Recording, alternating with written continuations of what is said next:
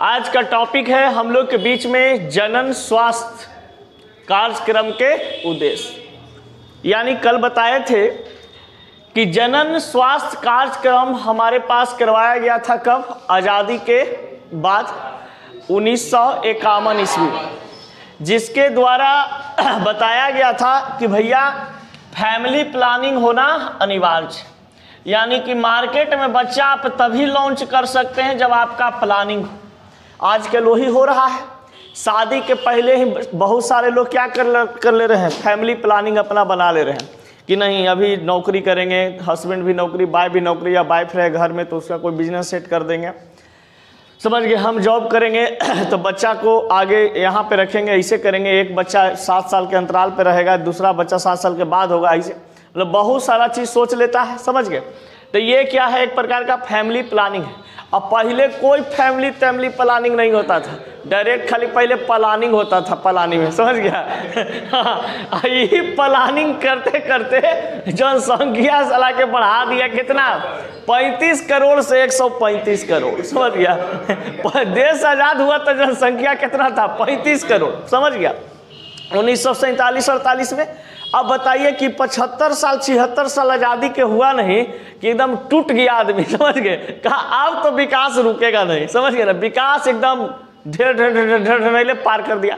अब पहुंचा दिया एकदम कितना, 35 करोड़ से 135 करोड़ का सफर भारतवासियों ने सफर किए, समझिए।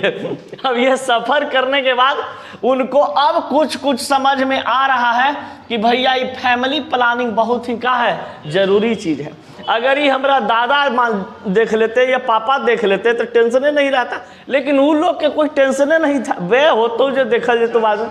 हाँ, लेकिन अब क्या है कि नहीं, अब धीरे धीरे हम लोग एजुकेटेड हो रहे हैं, बातों को समझ रहे हैं। तो जब तक कहल गया नहीं है कि जब तक अपना पर नहीं बीतता है ना, जब तक कोई भी चीज़ को लगता है कि बे वो तो हल्के है। लेकिन जनसंख्या कम रखना सही बात है कि कम परिवार का होता है, सुखी परिवार होता है, समझ गए।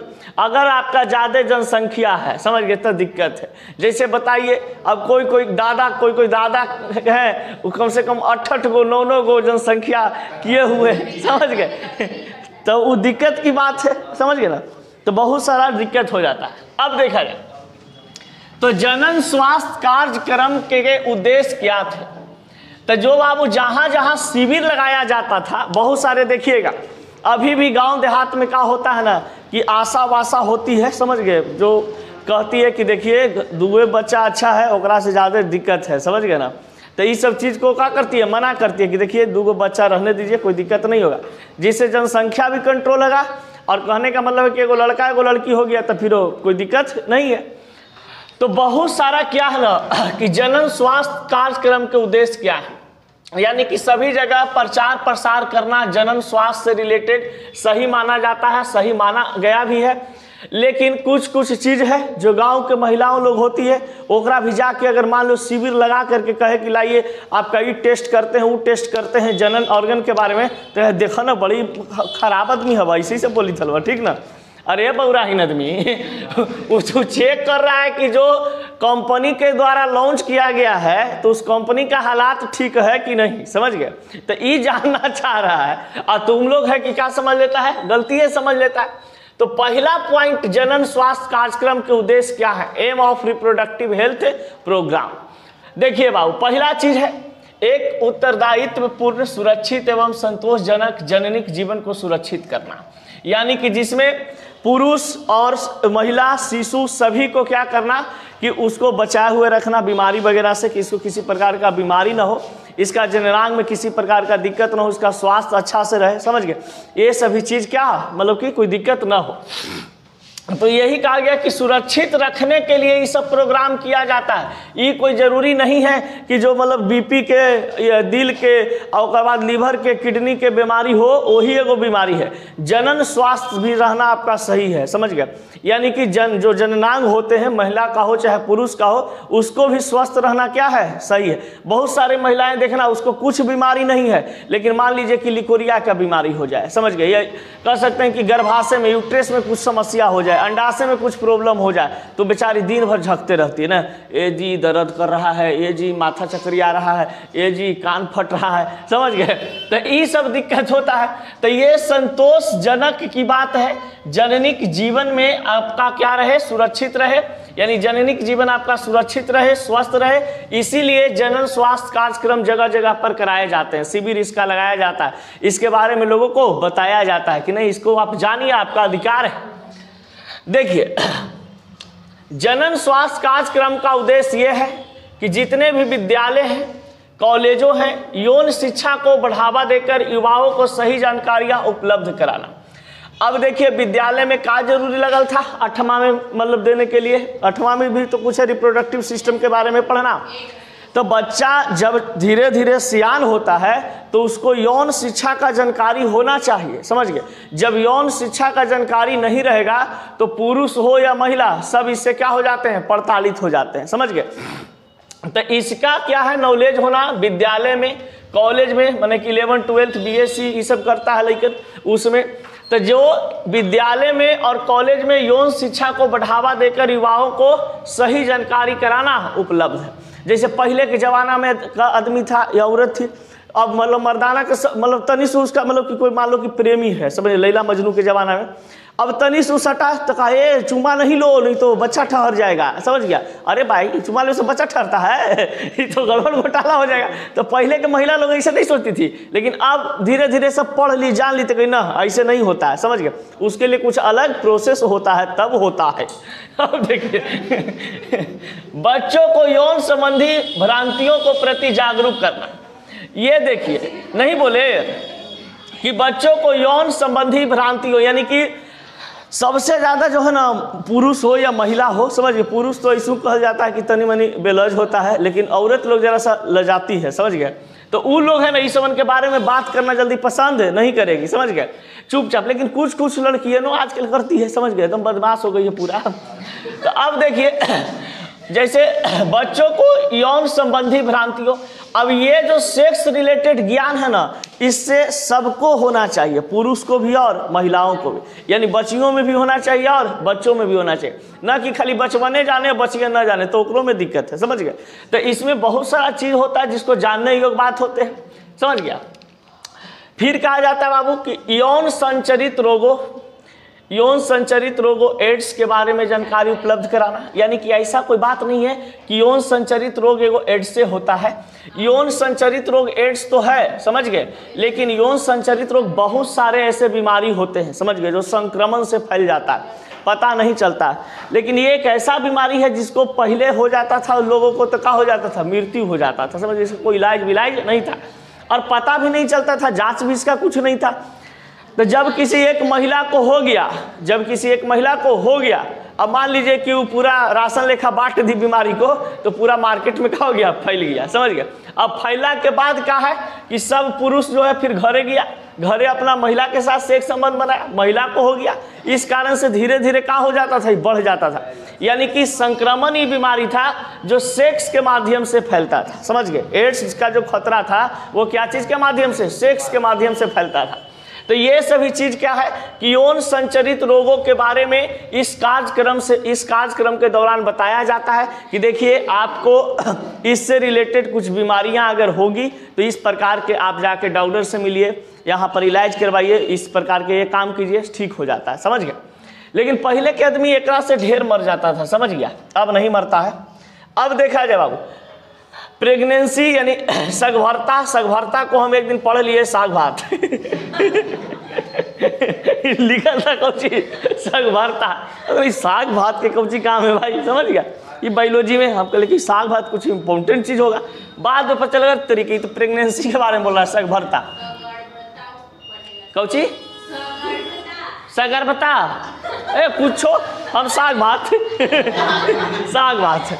हाँ देखिए, जब महिला साग भात हो कि प्रेग्नेंट हो या प्रसव की क्रिया में हो, डिलीवरी हो, यौन संचरित रोग, गर्भपात, गर्भ निरोधक रोगों, मासिक चक्र, बांझपान का इलाज करवाना, ये सभी जनन स्वास्थ्य कार्यक्रम के उद्देश्य के स्वरूप था। यानी कि जो भी महिला को यानी कि प्रेगनेंसी से रिलेटेड कुछ बातचीत करना है, प्रसव से रिलेटेड कुछ बातचीत करना है कि मतलब मान लीजिए किसी प्रकार का उसको समस्या है, यौन संचरित रोग यानी कि सेक्स रिलेटेड कोई ये संक्रमण बीमारी है उससे रिलेटेड बात करना है, किसी महिला को गर्भपात वगैरह करवाना है तो उसके लिए भी, जैसे देखिए कोई क्या होता है ना कि छोटा एज में कोई बच्ची है, मान लो कि 16, 17 साल 18 साल एज हो रहा है, किसी पुरुष के साथ किसी बच्चा के साथ सेक्स संबंध बनाई और वैसा टाइम में सेक्स संबंध बनाई जिसमें बच्चा उसका ठहर गया।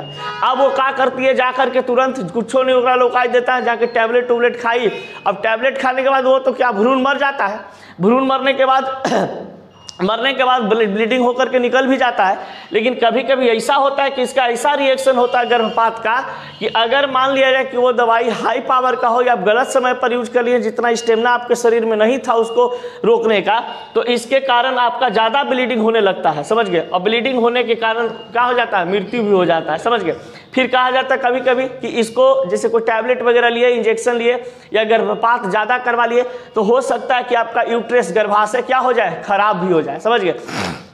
2-3 बार से ज़्यादा अगर किसी महिला का गर्भपात हो जाता है तो जनरली वो फिर माँ नहीं बन सकती है, समझ गए। तो ये सब चीज़ से बचना चाहिए, समझ गए, लड़कियों को खास करके, लड़कियों तो छुट्टियाँ जात होवे करता है, समझ गए ना।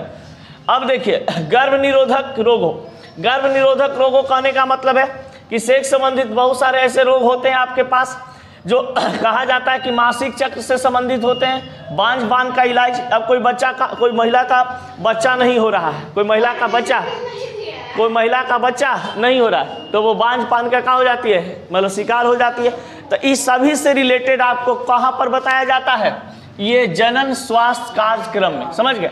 तो ये सब ऐसा मतलब है कि जनन कार्यक्रम इसलिए होता है कि जो महिला है, पुरुष है, अगर डॉक्टर के पास नहीं जा रही है, समझ गए, नहीं जा रहा है तो उसके पास शिविर जाता है, उसके पास मतलब कि कह सकते हैं कि एक कार्यक्रम जाते हैं गांव घर में और वहाँ पर लोगों को इसके बारे में क्या करते हैं, बताते हैं, जानकारी देते हैं कि अगर आपको किसी चीज़ से रिलेटेड आपको बीमारी है तो आप हमें बताइए, उसका हम निदान करेंगे। और कुछ महिला होती है जो जा करके नहीं बताती है और गुलबी घाट जाने को तैयार रहती है, पोखर पर जा करके जला दे भले, लेकिन कहेंगे नहीं किसी से, समझ गए ना, तो गुलबी घाट का रास्ता तैयार कर लेती है। अब देखिए विवाह की उम्र बढ़ाना, जैसे देखिए पहले तनिगों में ब्याह हो जाता था, अब तनिगों में ब्याह हो गया, अब मान लो कि तनिगों में ब्याह हो गया, शरीर में उतना तो कैपेसिटी है नहीं। अब मान लीजिए कि पहले के ज़माना में या अभियो बहुत लड़का लड़की को देखते हैं कि होता है 16 साल से 18 साल के लड़की को ब्याह कर दिया जाता है। अब ब्याह कर दिया भैया तो उस समय क्या है ना कि इसका शरीर में जो आंतरिक विकास है वो ज़्यादा तो हुआ नहीं है, समझ गए।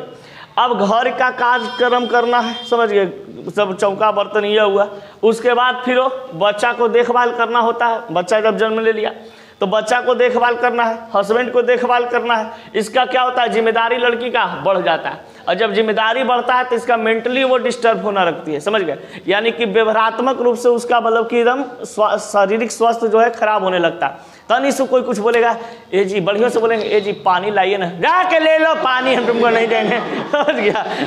मतलब अगर बढ़िया से बोल रहा है, थक हार के आया है बेचारा हस्बैंड, कह रहा ए जानू एक गिलास पानी, जाओ जाके ले आओ, दिन भर हम काम करते रहते हैं, तुमको पानी चाहिए, समझ गए। आप वो बेचारा डिप्रेशन हो जाता है और ओकरे में कूट देता है, मियाज उसिया जाता है, समझ गए।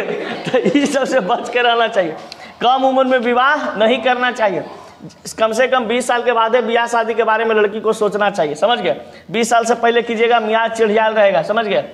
और बहुत प्रकार के समस्या भी होता है, शारीरिक समस्या हो सकता है, फिर मानसिक समस्या हो सकता है, व्यवहारात्मक समस्या हो सकता है, भावनात्मक समस्या हो सकता है। तो ये सब कम उम्र में अगर आप शादी ब्याह कर लेते हैं तो ये सभी समस्या आपका ज़िंदगी में बना रहेगा और ये सब समस्या आपको आगे फिर बढ़ने नहीं देगा, समझ गए। आपका मतलब कि मेंटली टॉर्चर इतना करेगा कि आपको एज से हालत खराब रहेगा, समझ गए ना। अब देखा जाए बाबू आगे, लाइन दो ना जी, कहाँ चल गया न, बिजली बिल जामा है, इस सब बौराहा आज काट ने कैसे काट लिया। लोगों को शिक्षित करना, विशेष रूप से जनन क्षम जोड़ियां तथा वे लोग जिनकी आयु विवाह योग है उन्हें परिवार नियोजन विकल्पों तथा गर्भवती महिलाओं को देखभाल तथा शिशु के प्रसव देखभाल आदि के बारे में स्तनपान के महत्व को समझाना। देखिए अब कहा जाता है कि बहुत सारे लोग जो होते हैं ना, वो क्या होता है कि शिक्षित हैं लेकिन समाज के डर से, समझ गए, जान रहे हैं कि नहीं भैया ये काम हमको करना चाहिए, लेकिन समाज के डर से क्या करते हैं, वो कुछ काम को नहीं कर पाते हैं, समझ गए, जिनसे उसको आगे चल करके क्या होता है, समस्या होता है, समझ गए। अब उस समस्या के कारण फंस जाते हैं। तो जितने भी लोग शिक्षित हैं, विशेष रूप से जननक्षम जोड़ियाँ, यानी कि जो कहा जाता है कि वैसे इंसान जो सेक्स लाइफ को जी रहे हैं या सेक्स लाइफ में जी रहे हैं, उनके लिए बताया जाता है कि भैया विवाह योग की अगर हम बात करते हैं तो विवाह योग दोनों का समान होना चाहिए, यानी कि मैच्योर्ड एज में करें तो ठीक है, समझ गए। उसके बाद कहा जाता है कि परिवार नियोजन विकल्पों, यानी कि परिवार नियोजन, फैमिली प्लानिंग की अगर बात करते हैं तो फैमिली प्लानिंग भी उनको ज़्यादा करना चाहिए, सॉरी ज़्यादा नहीं, मतलब कि फैमिली प्लानिंग कम करना चाहिए कि जिसमें हमारा क्या हो कि फैमिली सीमित मात्रा में रह जाए, समझ गए। ज़्यादा ना कि मारे एकदम जिला घोषित करवा दे, समझ गए। अब नहीं, एगो फिल्मिया में था कि आपके घर में कितना लोग रहते हैं, तो कहाँ रहते हैं, 80-90 को रहते हैं, तो इसे घर क्या कहता है, इसे जिला घोषित कर दो, समझ गया। तो 80-90 को आदमी रहेगा घर में, हो रहा जिले ने घोषित कर देगा, उसको जिला घोषित कर दो।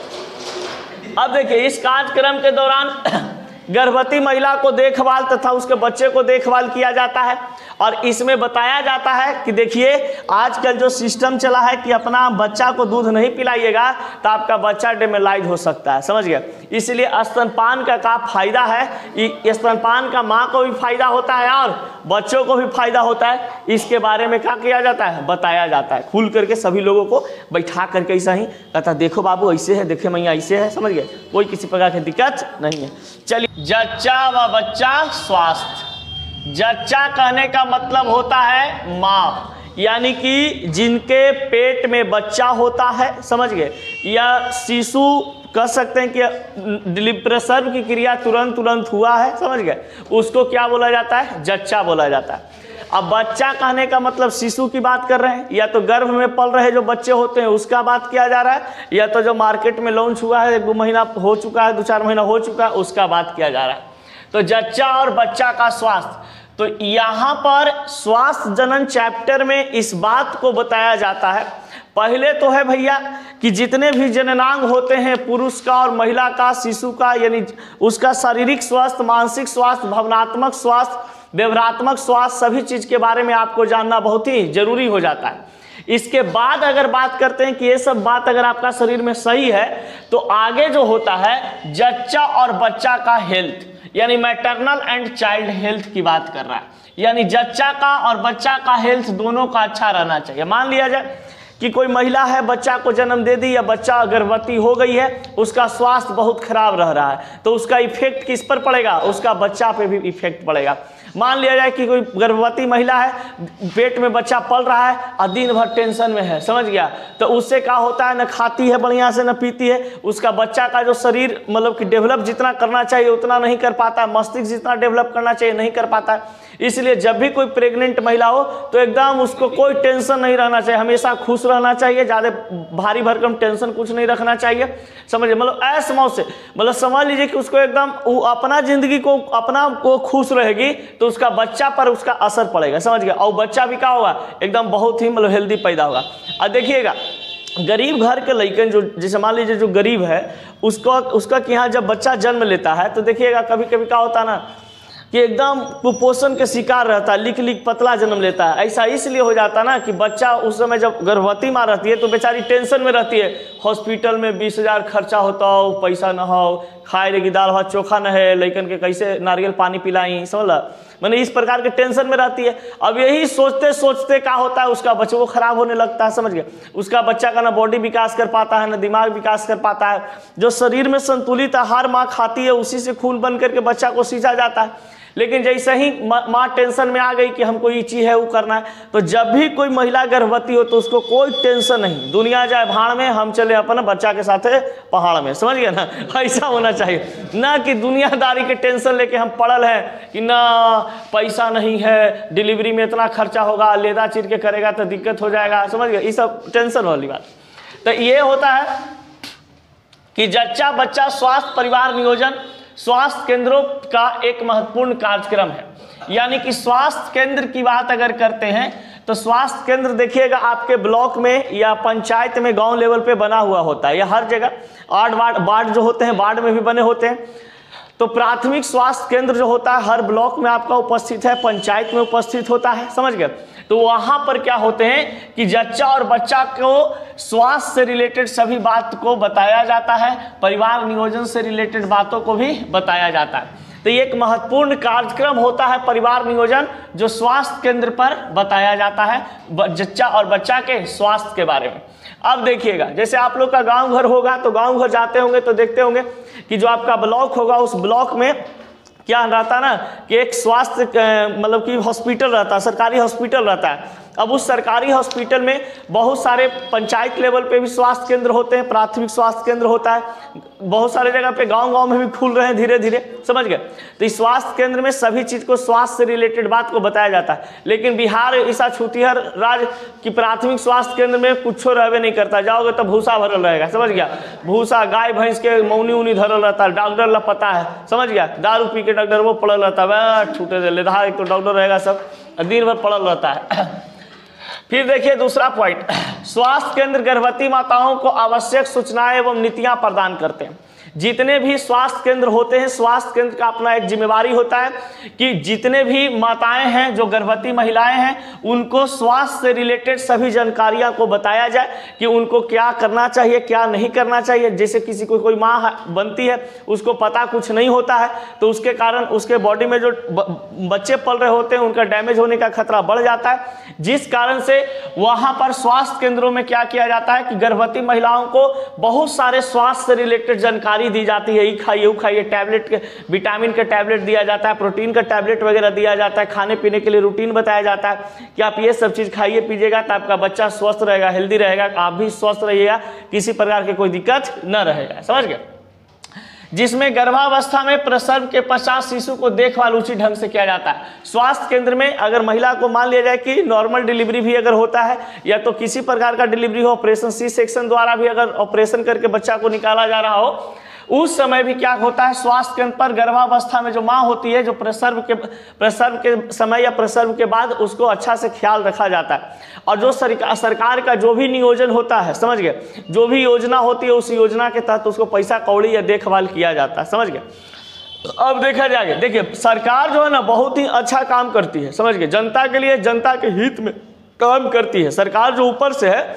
लेकिन सरकार के निचला पोर्शन में, सबसे निचला पोर्शन में जो पंचायत लेवल है, प्रखंड लेवल है, ये सब है ना, इतना ही समन जितना अधिकारी पदाधिकारी जो होता है इतना घूसखोर होता है ना कि समन मतलब बढ़िया से देवे नहीं करता। मान लो जच्चा बच्चा को आया, किसी कोई 10,000 रुपया आया कि आपको मतलब अथी करना है, अब देना है, तो इसमें से बेचारी महिला को कितना मिलेगा, 4-5 हजार रुपया, समझ गए। 5,000 अपने में सब बांट काट लेगा, समझ गए।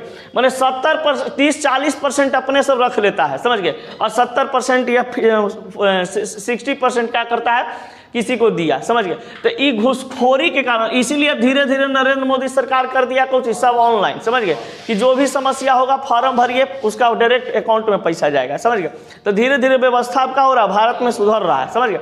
पहले क्या था ना कि मतलब मान लीजिए कि 1 लाख रुपया अगर सरकार कोई गांव के ये घर को विकास करने के लिए दिया, या किसी माँ को मतलब बोला कि जितने भी गर्भवती महिला है इस हॉस्पिटल को हम 1 लाख दान दिए, समझ गए। अब 1 लाख जब दान दिया तो 1 लाख में जानते हो 60,000 रुपया है जो हॉस्पिटल तक पहुंचेगा, समझ गए। और वो 60,000 हॉस्पिटल तक पहुंचेगा, एकरों में 10,000 वहां के सब जनता अथी काटेगा, जो मतलब अथी रहता है, डॉक्टर नर्स वगैरह रहता है, एकरों में 10,000 काट लिया। अब 50,000 में पूरा डिस्ट्रीब्यूट करेगा, जितना गर्भवती महिला थी उसको बता, मतलब 50% पैसा सब कौन खा जाता है, बिचौलिया खा जाता है, समझ गया। हाँ, अब देखिए बाबू, गर्भावस्था में माताओं को अत्यधिक पोषक भोज्य पदार्थ की आवश्यकता होती है। देखिएगा, जब कोई महिला प्रेग्नेंट हो तो उसको पोषक तत्व की मतलब पदार्थ वाला क्या देना चाहिए, भोज्य पदार्थ देना चाहिए, खाना चाहिए। ये ना कि बच्चा पेट में पल रहा है, चाउमीन ठूस रहे हैं, बर्गर ठूस रहे हैं, मोमो चटनी में लगा के हुड़िया दिए दबा, हाँ मोड़ा अच्छा लग रहा है, तो वो अच्छा तो जिभवा के लगी दबा, और बेटवा के कही तो मम्मी के तीता लगी तो चले, तू तो मार लिया था मिमली के पानी घटाक से, और बेटवा कर रहा होगा नीचे तो इस कारण से कारण कि सब नहीं करना चाहिए, समझ गया। जब प्रेग्नेंट महिला हो न ज़्यादा मसालेदार खाना चाहिए, बच्चा को भी तो ध्यान रखना है भाई।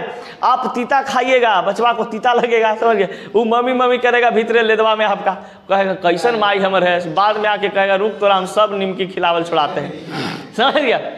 तो महिला को क्या करना चाहिए, जब गर्भवती महिला हो तो पोषक भोज्य पदार्थ खाना चाहिए। जितना आप कैल्शियम युक्त पदार्थ खाइए, आयरन खाइए, कैल्शियम खाइए, विटामिन खाइए, प्रोटीन खाइए, जितना मतलब कि आप कर सकते हैं कि आपके शरीर के लिए जो बेनिफिट है वही सब पदार्थ को खाइए, समझ गए। ये ना कि मारे खा रहे हैं एकदम सब फास्ट फूड समझ गए, तो आपका बचपन में पैदा होगा फास्ट फूड जैसा, समझ गए, लटक रहा निकलेगा जैसे लगेगा लटक रहा, समझ गए, चाउमीन लेकर रहेगा, समझ गए। तो ये सब नहीं खाना है, ठीक ना। ये सब विटामिन खाना है, कैल्शियम खाना है, लौह यानी आयरन वगैरह, ये सब का गोली खाइए, दूध पीजिए, तब तंदुरुस्त रहिए, टेंशन फ्री रहिए। अब प्रेग्नेंट महिला को तो दारू एकदम नहीं पीना होता है, समझ गए, कोई भी नशा नहीं करिए, मदिरा पान तंबाकू नशा ढेर है, पेट में बच्चा है तनी सुलावना बीड़िया पी लेते हैं, इसको बीड़ी पी लेता है, समझ गए। तो बीड़ी उड़ी या सिगरेट उगरेट कुछ नहीं पीना चाहिए, समझ गए। जैसे देखते हैं तनिषा घरवा के आगे में है, समझ गए, एगो मुसहरिया रे मुसहरिया में देख रहे हैं कि एगो औरत प्रेग्नेंट है, समझ गया, अब बैठ के चुको मुको फूक रही है, तो गुड़गुड़वा को नहीं होता है करके वैसे से वो पी रही है। हम कहलिए हाय भकलो लिया के लिए लेदा में बच्चा वो जन्म लेते थे, कौन दुनिया में आ गया रे लॉन्च होगा तो कहेगा अरे कौन दुनिया में आ गए, समझ गया, कितना बढ़िया दुनिया में थे, एकदम नशा मिलता था, ये दिक्कत होता है जी। लेकिन जैसे कहा होता है ना, बड़ा बड़ा शहर में जाओगे ना, जैसे ठीक है पटना उटना में कम मिलेगा, मतलब कि 1000 गो में 2-4 गो औरत मिल गई, समझ गए। बड़ा बड़ा शहर में जाओगे मेट्रो सिटी में ना, तो औरतियन एक बोतल दारू ऐसी मार के घटक जाती है, समझ गए। मुंबई में, गोवा में, समझ गए, बहुत ऐसा होता है। तंबाकू नशा, खैनी खाएगी, सिगरेट पिएगी, लम्हर सिगरेट मार के दूसरा से फूक देगी, समझ गए, तुरंत स्वाहा। तो ये सब चीज़ नहीं करना चाहिए, ये सब करिएगा तुरंत आपका बच्चा पर इफेक्ट पड़ेगा, समझ गए। अब बच्चा भी नीचे ही से कहेगा मम्मी गोल्ड फ्लैग जैसे उसको नहीं मिलेगा वो तुरंत कहेगा मम्मी गोल्ड फ्लैग दो, तो गोल्ड फ्लैग वो कहेगा कौन सी, थोड़ी ना बोलेगा, वो कहेगा कहाँ से, यहाँ से, फिर आएगा आपका दिमाग में सिग्नल, और कहेगा कौन सी, अच्छा बेटवा हमारे गोल्ड फ्लैग मांग रहा है, तो ये डालेगा पिएगी, गोल्ड फ्लैग जाएगा, फिर उसको आदत लग जाएगा, फिर कहेगा मम्मी विस्की चाहिए, अच्छा बेटा रुको ढार के देते। इससे बच्चा आपका क्या हो जाता है, खराब होने का चांस रहता है, समझ गए, मतलब बच्चा का डेवलपमेंट नहीं हो पाता। तो ये सब चीज़ से बचना चाहिए, मदिरा पान तंबाकू नशा ये सब चीज़ नहीं करना चाहिए।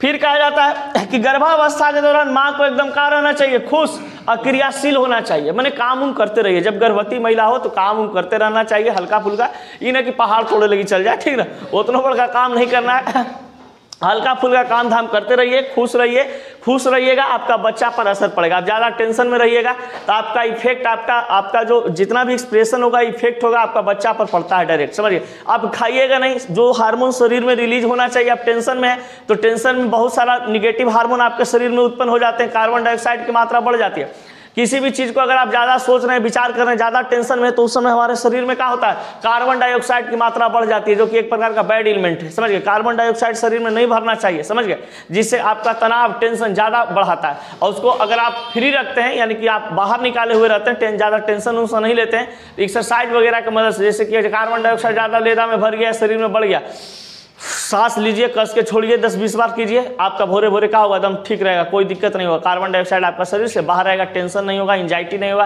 किसी प्रकार का कोई समस्या नहीं होगा।